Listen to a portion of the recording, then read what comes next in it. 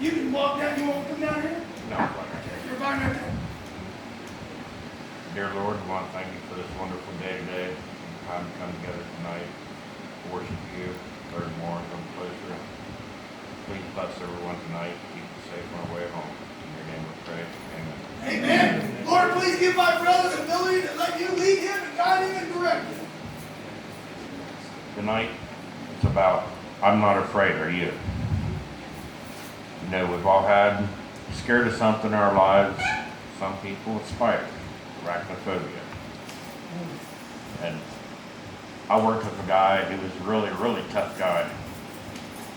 We had a spider, just a tiny, tiny spider, the size of a pinhead, on my hand, and he ran out of the shop screaming and crying. And it just shows you people's fears. You have other fears, you know, fear of snakes. Most people don't like spiders or snakes. But when you look at the Bible and you wonder about the people in the Bible and how many of them were not afraid to do the things they did. And the first one we come across is David. We all know he's a young shepherd boy who later on became king. His father sent him to visit his brothers to take supplies up while they was in the battlefield. So when he's up there, he heard Goliath calling out to all the soldiers and everybody and taunting them and teasing them and everything because, you know, he was a giant. There you have David, around maybe 15, 16 years old, 5 foot, 5'2". The average person at that time was only about 5'5", 5'6", and you had Goliath, who was about 7 feet tall. And they were all scared of him. But David wasn't. Growing up, tending the sheep and everything, he had to save many of the sheep from lions and bears. But he took on Goliath with just a single stone. He picked up 5 stones. If you really think about a sling back then, it's not the slingshots we think of today. You had 2 pieces of leather with a pocket in it, and you spun it around. He went up to Goliath with that. And the accuracy and everything that he had to have from all the years of practice to drop Goliath. He went up there not afraid and took on Goliath with a stone. Then he took Goliath's head off with his own sword. He was not afraid. God bestowed all the time into watching the sheep and protecting them, brought him to this point so he would not be afraid. And he was doing what God wanted him to do. And if you really think about it, God always has your back. If you follow in God, he has your back. But you have to believe and to know. Isaiah 4:13, it says, "For I am the Lord your God, who upholds your right hand, who says to you, do not fear, I will help you." Psalms 34:4 says, "I sought the Lord, and he answered me, and delivered me from my fears." We know David probably, when he was young, had fears, especially being out by himself tending the sheep. But as time comes, and his studying and being out there and becoming closer to God and guarding the sheep, he did away with that fear. And he was able to face Goliath. And if we all look into our lives, we all have times of fear. And there's been times when fear, we'll say, you know, we're not thinking, yes, oh God, I'm scared, you know, help me, save me. We've all done it when we're scared. Well, most of it. And it wasn't that it was so much about just making that prayer. It's known that if you're sincere in it, God does have your back. And there's no reason that we should be afraid, even though we are afraid of some things.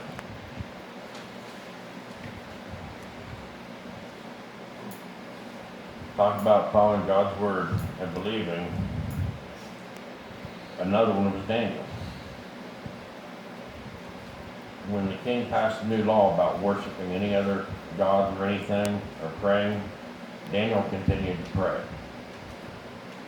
And when all the other leaders turned Daniel in, they had no choice but follow the punishment, which was put him in the lion's den. Now the king had been around Daniel and knew how his God was. So once he put him in the lion's den, he paced all night because he was wondering if God was really true or not. So the next morning, when he ran to the lion's den, he called out to Daniel. He said, Daniel, are you okay? Did your God protect you? And Daniel answered, yes, I'm fine. God protected me, the lion stayed away, did not bother me, so they pulled him out. All the people who were against Daniel praying in his own home, the king then had to put them and their families in the lion's den with the lions destroyed. It just tells us, time over time in the Bible, that people who are following God, doing God's work and God's will, God has your back. You know, you have Shadrach, Meshach, and Abednego were thrown in the fiery furnace because they would not bow to the king. And as they were preparing to throw them in the furnace, they had them stoke it hotter and hotter and hotter until the guards that threw them into the furnace dropped dead. And lo and behold, it wasn't just 3 people walking around in a furnace, there were 4. So when the king saw this and could not believe it, he called for them to come out. 3 people came out. That's then when he realized that it was their God and they're with him, protecting them. Their clothes were not singed, their hair was not singed. Anything that was burnt was ripped and bound. Now tell me that's not a powerful God. How can you fear when you have somebody that powerful with you? Psalms 27:1. The Lord is my light and my salvation. Whom shall I fear? The Lord is the stronghold of my life. Of whom shall I be afraid? In Psalms 118:6. The Lord is with me. I will not be afraid. What can mere mortals do to me? So when we have God on our side, we don't have to worry about what people are thinking, because when we do that, when we're worried what everybody's thinking about us, we just cannot be afraid to show our love of God. We cannot be afraid to let people know about it. They don't want to hear about it, they don't want to hear about it. There's nothing we can do about that other than keep putting it out there. You know, I grew up in the country, so being around cattle, chicken, and having to be around them at a young age, you get used to being around animals, things out in nature, growing up in the woods. So we wasn't afraid of much, and Brian can attest to this. We had, for those that don't know, me and Brian grew up together, so we have some stories to tell. Well, we had a bunch of vines on our property, and it was nothing to go down there and swing off the vine. Occasionally one breaks. You hit the ground, you bounce, you roll down the hill, you get up and find out a vine to swing on. But we was never afraid to just grab a vine and swing. Run down through the woods, have fun. Well, we was 18 in your grandfather's field. The dirt bike. He said, okay, let's go. So we go over there riding dirt bike. So I start going up where he just jumped. He came around, so it's my turn. I get cruising up, get ready to hit the jump. Had a bolt for a foot peg, didn't it? Yeah. The bolt broke and I downshifted. The bike goes flying up in the air and I'm flying off the bike, and well, I don't know which fared better, me or the bike. So, you know, still wanted to jump stuff that day. And understand our time, we watched the Dukes of Hazzard. Everybody jumped. Evel Knievel. Everybody jumped cars. Evel Knievel, you know. So I had a nice little 69 Camaro. I thought, yes, I'm going to jump this hill. Like I said, we were not afraid. The only thing I made the mistake of not checking was the angle of the hill. But I just slammed right into the hill. There was no jumping, there was nothing. But we weren't afraid. Yeah, 69 commercial. No. We won't go to what I did some of the other old cars I had. But we weren't afraid, you know. I mean, it was us guys having fun doing stuff. And I had no fear back then. So, but as I got older, I really never feared nothing. And I had never afraid to jump a car, motorcycle, even though we all know Evel Knievel didn't land very many jumps. He still had a better record than I did.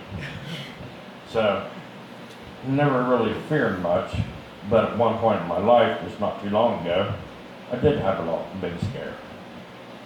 And, you know, went to the doctor and they told me they thought I had cancer. And it really hit home. Because I wasn't ready to go. Then after a bunch more tests and everything, they found that it wasn't cancer, and I felt good. I said, I wasn't ready to leave my family, my friends. I had a good life. I just now getting to where I was with God again. So I knew I wasn't ready to go because I hadn't done my part yet. But it was a time when I realized, what was I afraid of? And it dawned on me. I was afraid that I hadn't done my part to bring people to God. I was afraid that I was going to lose my family. You know, I was going to be gone, but they would still be here. Who was going to take care of them?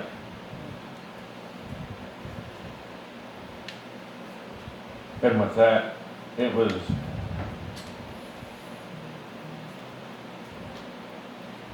not being afraid anymore after that. So I'm not afraid to go out, and when I talk to people, I let them know, yeah, I'm a Jesus freak. You know, I love God, I go to church. When I get asked at work about this, because I have one other person at work that goes to church. Nobody else, they're out living their partying life. I work with a lot of younger guys. But now they're starting to ask me, why did you quit drinking? You know, you go to church? I said, I go to 2 different churches. You know, and I'm not afraid to say that no more. So when people ask me, I can come out and say, yes, I love God, I go to church. And that's what we can't be afraid to do. Because if you're afraid to admit that you go to church, that you love God, that you worship God, then are you really doing what you can do?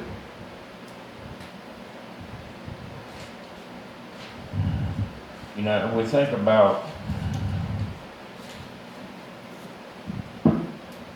I was asked not too long ago, you know, talking about David and Daniel and other people in the Bible who weren't afraid. And I was asked not too long, they said, well, give me a modern example. And I had to think about this.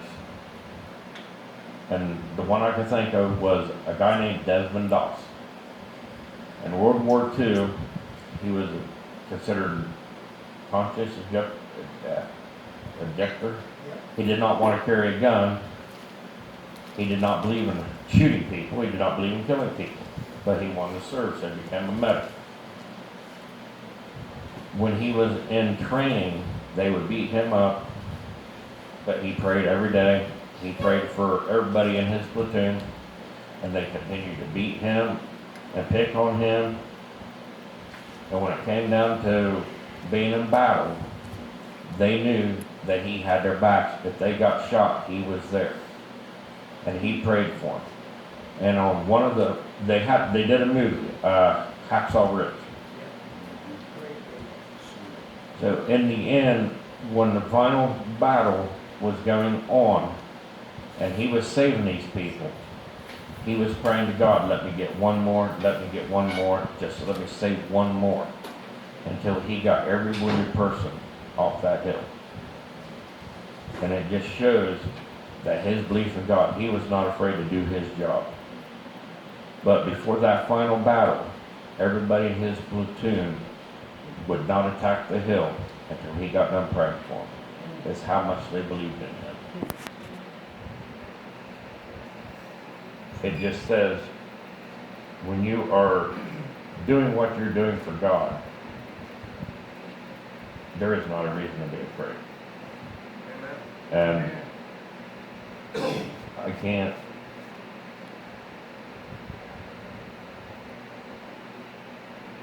until the last couple of years, you know, it was being able to come out and say this and talk about it. It's just simple. It's easy now. It don't bother me.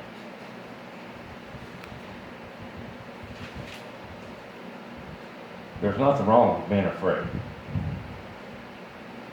None of us are perfect. We're all going to get scared from time to time. But the best thing we can do is pray to Jesus, tell him our problems, let him have them. I now have it where when I'm running into problems and I'm having a bad day or something, it is now, I just put it in God's hands. I don't have to deal with it no more. I'm not afraid. And as long as we're following all of his will, what we're supposed to do, and we're not afraid, then we're going to make our trip to heaven.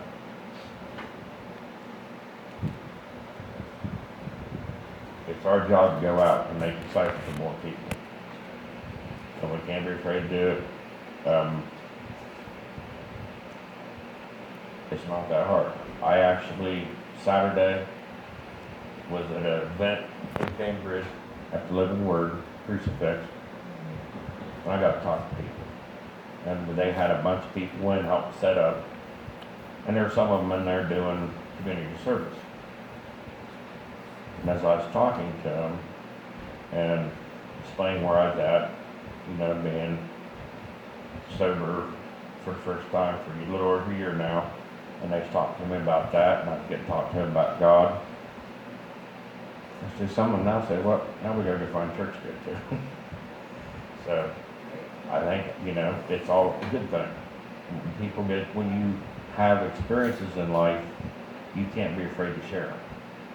And the more you share with people, the more people there might be out there that have been in that spot you're at and need to hear your experience to know that there is hope for them. Because that was what my experience was Saturday. Because I had a bunch of guys who were in recovery for alcoholism, and they were talking to me about it and what my goal, what helped me, and I told them what helped me was God, because I couldn't do it on my own. So no, I'm not afraid. I'm not afraid of anything anymore. And I say to God, he loves you, and he wants y'all to go out and bring people to him, and that I'm a Jesus freak, and God bless.